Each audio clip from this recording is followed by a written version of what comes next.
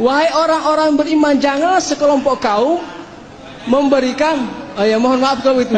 Ya ayyuhalladzina amanu. Mungkin Ustaz, para jemaah sudah banyak yang tahu ayat itu. Saya bacakan kembali. Bacaannya diulang mungkin Ustaz. Saya ulang. Baik. Maulaya salli wa sallim daiman. Makasih. Ini ada Ustadz Aspul dari Hidayatullah. Silakan. Assalamualaikum warahmatullahi wabarakatuh. Alhamdulillahirabbil alamin wassalatu wassalamu ala Rasulillah wa ala alihi wa ashabihi ajma'in. Siapapun ulama menyampaikan Al-Qur'an dan hadis, saya belajar kepadanya dan saya pantas menjadi murid beliau. Hadirin yang berbahagia, dari sejak awal tadi saya ikuti penjelasan Ustadz Muhammad Idrus Ramli, telah saya dapatkan beberapa hal. Pertama, hadis istighotsah dan tabaruk itu sungguh sangat banyak, bahkan sahih, sudah tidak bisa diragukan kesahihannya. Kemudian yang kedua, sahabat tabi'in dan alul hadis banyak melakukan istighotsah kepada Rasulullah Muhammad SAW, demikian pula tabaruk dan mungkin juga bertawasul yang belum dijelaskan. Yang menjadi pertanyaan bagi saya tidak mendapatkan riwayat adanya 10, kita mengetahui ada 10 sahabat yang dijamin masuk surga, diberi kabar gembira. Rasulullah memberikan kabar gembira kepada 10 sahabat ini bahwa mereka termasuk ahlul jannah.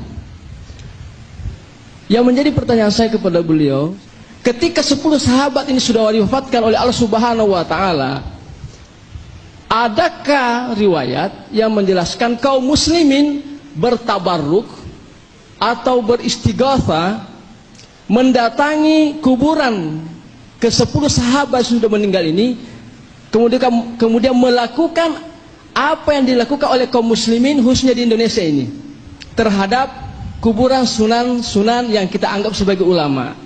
Kalau Rasulullah dan bersama 10 sahabat itu ada dalilnya, ada jaminannya, ada hadisnya dan sahih bahwa mereka adalah orang-orang soleh. Dan satu hal sebagai penutup, saya bacakan satu ayat, sepotong ayat yang berbahagia ketika Allah Subhanahu wa taala berfirman, a'udzubillahi minasyaitonirrajim, ya ayyuhalladzina amanu la yashhar qaumun min qaumin asa ayyakunu khairam minhum wala nisa'um min nisa asa ayyakunna khairam minhun, ila akhir ayat.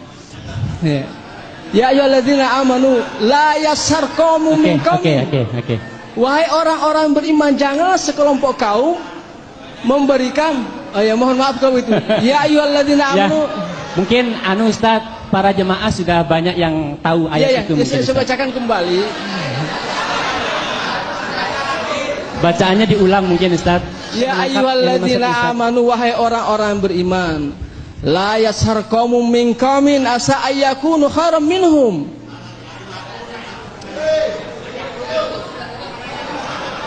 Iya.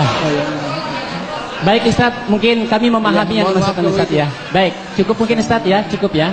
Terima kasih Ustaz Aspul yang dirahmati Allah. Diam aja di sini dulu Ustaz. Diam aja Ustaz. Ya nggak apa-apa.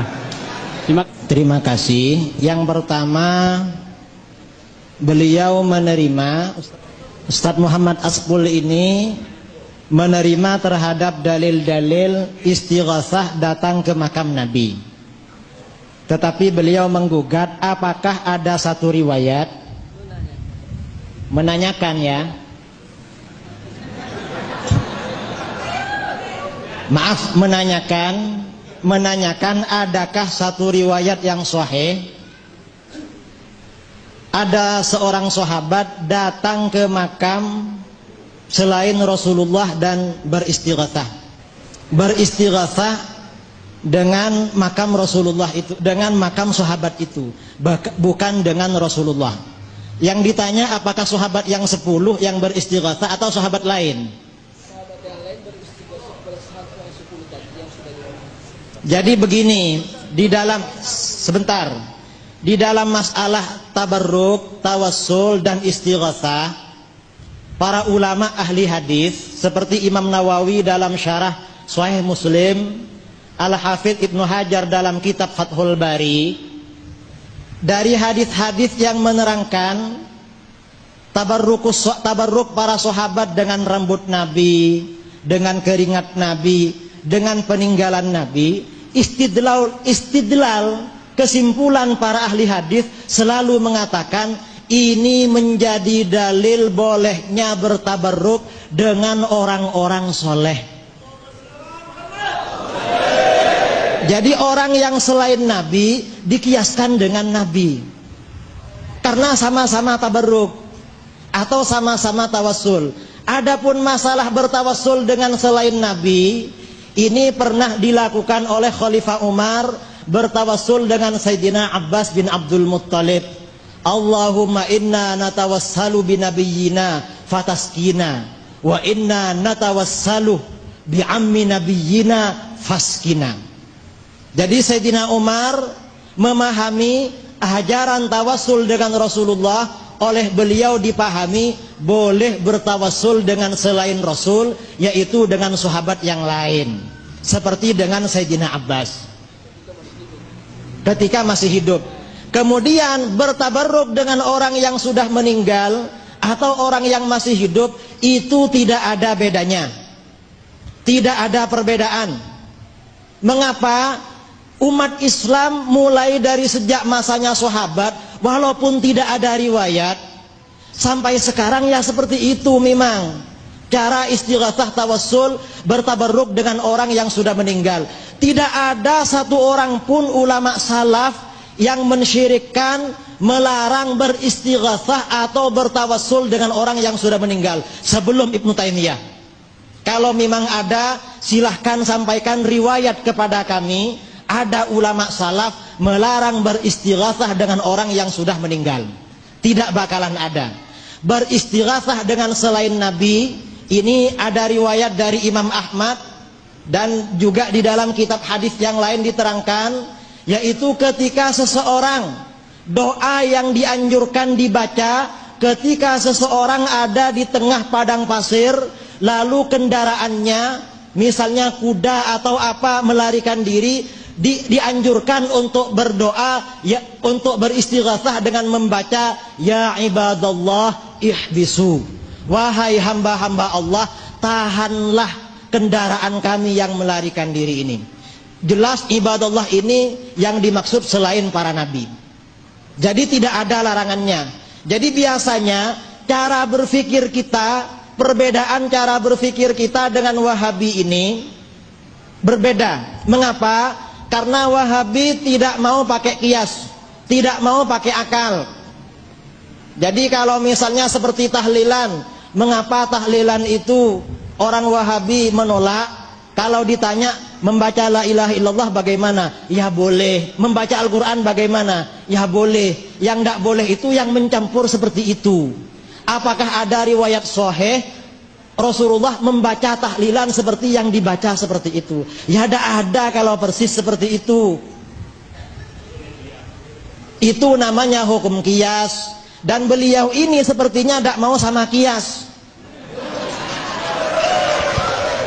Dalilnya kias mana di dalam Al-Quran? Fa'tabiru ya ulil absar. Itu dalilnya kias yang disampaikan oleh para ulama fuqaha. Oleh karenanya, dan ini kias seperti ini dilakukan oleh para sahabat. Rasulullah itu tidak pernah menganjurkan atau melakukan sholat ba'diyah atau qobliyahnya Idul Adha dan Idul Fitri. Tetapi sebagian sahabat seperti Sayyidina Anas bin Malik, kalau Idul Adha atau Idul Fitri diriwayatkan dalam Majma'uz Zawaid, sanadnya sahih, beliau sholat qobliyah dan ba'diyah. Mengapa dikiaskan dengan sholat qobliyah, ba'diyah zuhur dan lain sebagainya? Kias itu sudah dilakukan sejak masanya sahabat. Tapi Wahabi tidak mau sama kias, karena tidak pernah belajar ilmu fikih, tidak pernah belajar usul fikih. Harus tekstual cara berfikirnya. Yang ditanyakan itu tekstual semua. Ya tidak ada kalau semuanya tekstual. Di dalam Al-Quran ada ayat Al-yawma akmaltu lakum dinakum wa atmamtu alaikum ni'mati wa raditu lakumul islam madina. Allah menyempurnakan, aku sempurnakan padamu agamamu dan aku sempurnakan bagimu nikmatku. Katanya para ulama, yang dimaksud sempurna di sini dalil-dalil yang bersifat general. Adapun persoalan-persoalan waqi'iyat yang bersifat waktual membutuhkan pada qiyas. Jadi ini beliau intinya tidak mau sama qiyas. Karena tidak mau sama qiyas, maka yang melakukan qiyas bisa syirik, bisa bid'ah, bisa kafir itu. Tadi para ulama fuqaha mengatakan beristighatsah dengan selain Nabi juga boleh. Mengapa? Karena tata cara doa, tawassul dan istighatsah, di mana dalam doa itu disertai dengan menyebut atau memanggil nama seseorang, itu bukan khususiyah Nabi, tidak khusus dilakukan kepada Nabi. Mengapa? Karena seandainya tata cara doa seperti itu khusus hanya kepada Nabi, harusnya ada dalil yang menjelaskan kekhususannya.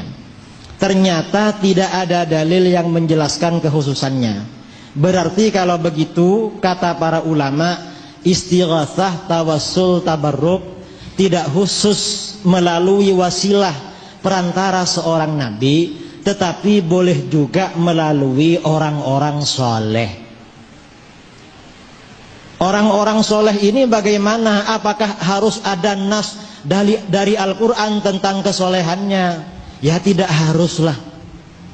Tidak harus ada ayat Al-Quran yang menjelaskan kesolehannya. Tetapi di dalam Al-Quran sudah ada rambu-rambu tentang kriteria para wali atau orang-orang soleh. Di dalam Al-Quran ada ayat, ala inna awliya Allahi la khawfun alaihim walahum yahzanun alladzina amanu wa kanu yattaqun. Ingatlah, sesungguhnya para waliullah itu tidak ada rasa takut bagi mereka, dan mereka juga tidak berduka cita, tidak susah. Mereka adalah orang-orang yang selalu beriman dan selalu menjalankan ketakwaan kepada Allah. Ini di dalam hadis, di dalam ayat tadi tentang kriteria orang soleh atau waliullah. Kemudian di dalam hadis-hadis Nabi juga diterangkan tentang tanda-tanda waliullah. Misalnya ada hadis riwayat Ibnu Majah dan Abu Nuaim dalam Hilyatul Auliya dari Anas bin Malik, ketika Nabi ditanyakan tentang man auliyaullah, siapa waliullah itu wahai Rasul, Nabi menjawab, alladzina idza ru'u dzukirallah. Waliullah itu adalah seseorang apabila seorang mukmin melihat orang tersebut, hatinya akan tergetar dan ingat kepada Allah. Maksud hadis ini, kata para ulama, yang dimaksud tanda waliullah itu ketika dilihat maka akan ingat kepada Allah. Maksudnya, kata para ulama, alladzina idza ra'ahumul mu'min dzakara dzambahu wa 'azzama rabbahu. Waliullah itu adalah seseorang apabila seorang mukmin melihatnya, maka orang ini akan mengingat dosa-dosanya dan akan mengagungkan kepada Tuhannya. Ini tandanya waliullah.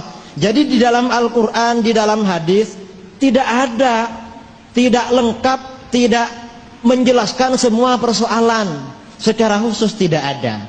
Karenanya butuh pada ijtihad para ulama, membutuhkan ijtihad para ulama. Dan ini sebenarnya yang disinggung secara tegas di dalam ayat Al-Quran, falaula nafara min kulli firqatin minhum ta'ifatun liyatafaqahu fid din wa liyunziru qaumahum idza raja'u ilaihim la'allahum yahdzarun. Seandainya ada di antara mereka satu kelompok yang tidak ikut berperang, tidak ikut berjihad, tetapi mereka tinggal menetap di Madinah untuk bertafakuh di dalam agama, untuk mendalami ilmu agama. Kalau mereka sudah mendalami ilmu agama, maka mereka nanti akan bertugas liyunziru qaumahum, memberikan peringatan kepada kaumnya apabila kaum yang berperang itu telah kembali pulang, agar supaya mereka berhati-hati, takut kepada Allah. Ini yang dimaksud dengan ayat ini. Jadi dalil seperti ini sudah dianggap cukup di dalam ilmu fikih. Karena kalau ditanyakan semua hadisnya tidak ada. Jadi misalnya seperti Mat-Tabi'i, bacaannya berapa alif? 1 alif kan ya. Kemudian mat wajib muttasil, bacaannya berapa alif? Ada yang 2,5, ada yang 3 alif. Apa ada ayat Al-Qur'annya? Tidak ada di Al-Quran. Apa ada hadisnya dari Rasulullah? Tidak ada. Apa ada asar dari para sahabat kalau baca seperti itu 1 alif? Tidak ada juga. Tetapi cara membaca memang begitu sejak dari dulu-dulunya, sama dengan amaliyah-amaliyah yang lain itu. Itu cara bertanya. Kalau pertanyaan itu harus dalil khusus, misalnya harus Al-Quran. Kalau Al-Quran nanti tidak akan menerima. Atau misalnya hadis. Kalau hadis harus hadis mutawatir. Kalau hadisnya hadis ahad tidak akan menerima. Lah kita namanya jadi orang liberal. Orang liberal itu caranya seperti itu. Kalau mereka bertanya suatu hukum, kadang tidak mau kalau hasil ijtihad. Ijtihad para ulama tidak mau. Harus nas dari Al-Quran atau hadis. Cuman kalau nas Al-Quran dan hadis tak cocok dengan mereka, mereka takwil semaunya sendiri atau kadang ditolak. Itu orang liberal. Jadi mindset cara berpikir seperti itu cara berpikir liberal. Ini disebutkan oleh seorang ulama dari India, namanya Al-Imam Ashraf Ali At-Tahanawi. Beliau punya kitab namanya Al-Intibahatur Rashidah, kitab terbaik dalam membantah pemikiran sekuler dan liberal itu. Jadi cara bertanya itu tentang dalil tidak boleh digiring kepada satu khusus tentang dalil, tetapi dalil apapun boleh dikeluarkan. Dan ini yang disampaikan dalam sebuah hadis Rasulullah SAW, naddarallahu mra'an sami'a maqalati fawa'aha thumma addaha kama sami'aha farubba muballaghin aw amin sami'in. Semoga Allah mencerahkan wajah seseorang, Allah mencerahkan, membuat indah wajah seseorang yang mendengar hadisku, lalu orang ini merekam baik-baik hadis ini dalam pikirannya, lalu disampaikan kepada orang lain yang tidak mendengar hadis ini. Mengapa Rasulullah menyampaikan, memerintahkan, memotivasi menyampaikan hadis ini pada orang lain yang belum pernah mendengar? Karena kata Nabi, rubba muballaghin aw amin sami'in. Kadang penerima informasi kedua lebih memahami terhadap penerima informasi pertama tentang hadis itu. Karenanya tidak semua ahli hadis itu mujtahid. Tidak semuanya.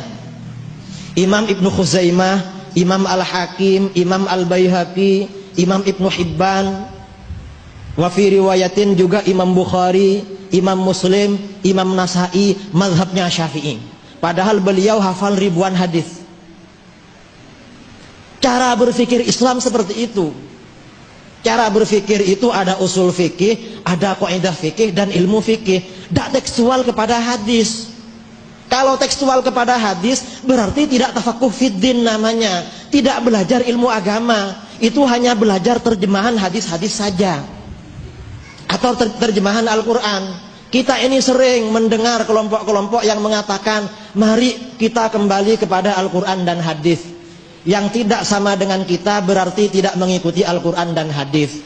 Ini menurut saya ada dua macam. Ada kalanya orang ini mengerti membaca kitab kuning, bisa membaca kitab berbahasa Arab. Berarti yang dimaksud kembali kepada Al-Quran dan hadis, kembali kepada Al-Quran dan hadis sesuai dengan pemahaman dia. Padahal kita yang bertawassul dan beristighatsah itu juga mengikuti Al-Quran dan hadis. Cuman Al-Quran dan hadis yang difahami oleh ulama salaf seperti para imam yang dulu.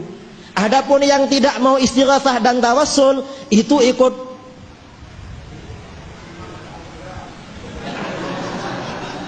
saya tidak tahu ya ikut siapa, terserahlah. Ikut yang tidak mau saja gitu aja. Yang kedua, ya ikut yang bukan ulama dulu. Yang kedua, kadang orang yang sering membawa slogan ya, mari kita kembali kepada Al-Quran dan hadis, padahal orang ini tidak menguasai bahasa Arab secara mendalam. Itu maksudnya kembali kepada terjemahan Al-Quran dan hadis. Akhirnya taklid juga. Ijtihad itu sekarang sudah terputus. Tidak ada mujtahid sekarang itu. Hatta Muhammad bin Abdul Wahab, pendiri Wahabi, tidak ngaku kalau dia mujtahid. Dia intisabnya kepada mazhab Hambali. Walaupun katanya para ulama di luar Wahabi, intisabnya, nisbatnya dia kepada Hambali, zuron wa buhtanan, kebohongan dan kepalsuan, membuat-buat. Karena Imam Ahmad bin Hambal cinta istighatsah, cinta tawassul, cinta tabarruk dan lain sebagainya. Jadi tidak sama Wahabi dengan mazhab Hambali. Itu yang kedua. Kemudian saya pernah mengisi acara di Denpasar menjelaskan tentang teori bid'ah, bahwa menurut para ulama bid'ah itu terbagi menjadi dua. Dasarnya ayat Al-Qur'annya ini, hadisnya ini. Saya sampaikan. Setelah selesai, orang yang Wahabi tadi mengatakan kita gak perlu ikut para ulama, ikut Al-Qur'an dan hadis tok. Karena Al-Quran ini dari Allah, Rasulullah ini yang pasti masuk surga. Para sahabat, para ulama belum tentu masuk surga. Terus saya tanyakan pada dia, yang menyuruh ikut Al-Quran dan hadis itu siapa? Yang menyuruh ikut para ulama itu siapa?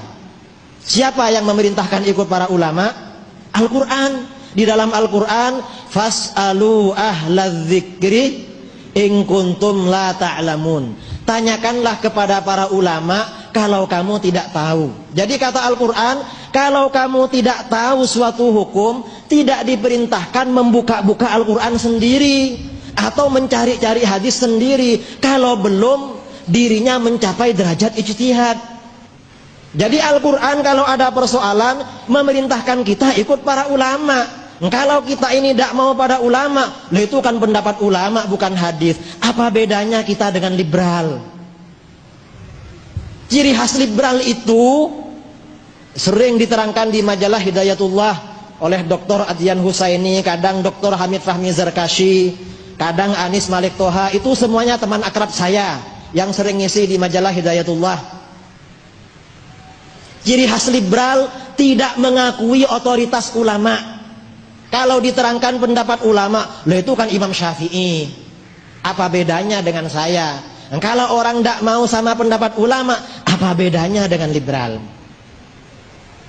Cuma yang Wahabi ini kalau menurut saya ekstrimnya ekstrim kanan, yang liberal ekstrim kiri, tetapi sama-sama ekstrimnya. Dan wa khairul umur awsatuha. Sebaik-baik agama adalah yang netral, yang tidak ekstrim. Dan itu Islam ahlus sunnah wal jamaah. Itu mindset berpikir umat Islam sejak dulu sampai sekarang. Ini jangan dihilangkan ini. Karena kalau sedikit-sedikit setelah dia hafal beberapa hadis sudah mujtahid misalnya. Tidak bisa seperti itu. Imam Ibnul Qayyim ya, Ibnu Qayyimil Jauziyah punya kitab namanya A'lamul Muwaqqi'in atau I'lamul Muwaqqi'in an Rabbil Alamin. Ada riwayat di muqaddimahnya, Imam Ahmad ditanya, Imam Ahmad, kalau ada orang hafal 100.000 hadis, apakah mujtahid? Oh belum. Kalau 200.000 belum. Kalau 300.000 belum. Kalau 400 itu bisa. Kalau 400 katanya Imam Ahmad, mujtahid itu 400.000 hadis. Ini Imam Ahmad. Kita ini ya harus ikut kepada para ulama. Dan masalah istighatsah dan tawassul, para ulama ini sudah selesai sejak dulu. Yang pertama kali mempersoalkan ini Syekh Ibnu Taimiyah, yang hidup pada abad ke-8 Hijriah dan matinya di penjara.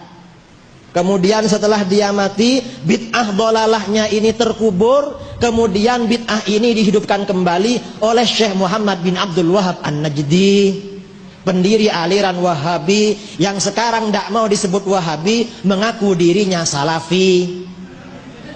Tapi ngaku-ngaku Salafi itu, mengapa ngaku-ngaku? Karena ajaran dia tidak ada yang sama dengan ulama salaf. Maksudnya ajaran dia yang menyimpang dari mainstream ajaran umat Islam. Ulama salaf beristighatsah, katanya Wahabi syirik. Ulama salaf bertawassul, katanya Wahabi syirik. Bertabarruk, katanya Wahabi syirik. Jadi ngaku ikut salaf tapi tidak sesuai dengan ulama salaf. Kadang mengaku dirinya ahli hadis. Kami ini ahli hadis.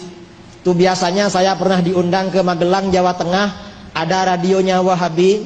Itu setiap ngomong kita harus ikut Al-Quran, ikut hadis, ikut pemahaman para sahabat. Nah, para sahabat itu beristighatsah, para sahabat itu bertawassul, para sahabat itu melakukan qiyas, para sahabat itu membagi bid'ah menjadi bid'ah hasanah, bid'ah sayyi'ah. Mananya yang ikut sahabat? Gak ada. Para sahabat itu yang jumlahnya kira-kira 100.000, tidak semuanya mujtahid. Yang mujtahid dalam berbagai masail, katanya para ulama ahli hadis, Imam Al-Hafiz Jalaluddin As-Suyuti dalam Tadribur Rawi mengatakan hanya sekitar 6 orang. Ada riwayat lain, tapi yang ada lagi yang mengatakan 10 orang.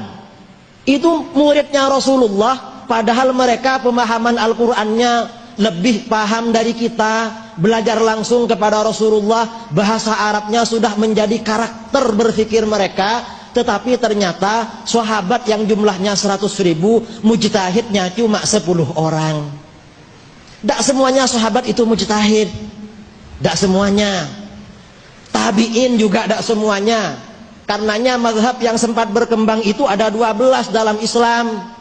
Jadi ada mazhab yang 4, kemudian ditambah mazhab Auza'i, Sufyan Tsauri, Sufyan bin Uyainah, Al-Laits bin Sa'ad, kemudian mazhabnya siapa yang ada di Lebanon itu, yang wafat di Lebanon, ada 12 mazhab cuma. Imam Bukhari, Imam Muslim, Imam Abu Dawud itu tidak masuk dalam golongan mujtahid mutlak pendiri mazhab. Padahal hafalan hadisnya ratusan ribu, luar biasa. Nah, sekarang ini umat Islam ini dirusak dengan orang yang tidak banyak hafal hadis tapi sudah melebihi Imam Bukhari. Ini mindset yang keliru, cara berpikir yang keliru. Ini barangkali saya cuma ingin menjelaskan tadi ya, apa namanya, yang dipertanyakan oleh Ustadz Muhammad Aspul, apakah ada dalil khusus tentang beristighatsah dengan makam selain para nabi. Karena para ulama tadi sudah disebutkan, ahli hadis Imam Syafi'i datang ke makam Imam Abu Hanifah, Ibnu Khuzaimah ke makam Imam Ali Ar-Ridha, kemudian Imam Ibnu Hibban datang ke makam Imam Ali Ar-Ridha, kemudian juga Imam Abu Ali An-Naisaburi, gurunya Imam Al-Hakim, datang ke makamnya Yahya bin Yahya An-Naisaburi, dan lain sebagainya. Itu udah ada persoalan. Ini jangan diangkat ke permukaan masalah tawassul istighatsah ini. Ini sudah selesai. Orang tawassul istighatsah disyirik-syirikkan, dikafir-kafirkan. Nanti kalau di apa namanya diajak dialog kadang tidak datang, tadi itu sudah pulang itu. Siapa itu Ustadz Azra itu sudah pulang. Tadi dia bilangnya ada acara, tapi setelah dikomentari ada acara minta maaf itu. Acaranya mendadak terus begitu. Ini barangkali pengantar dari diskusi sesi kedua. Selanjutnya saya serahkan kepada saudara moderator.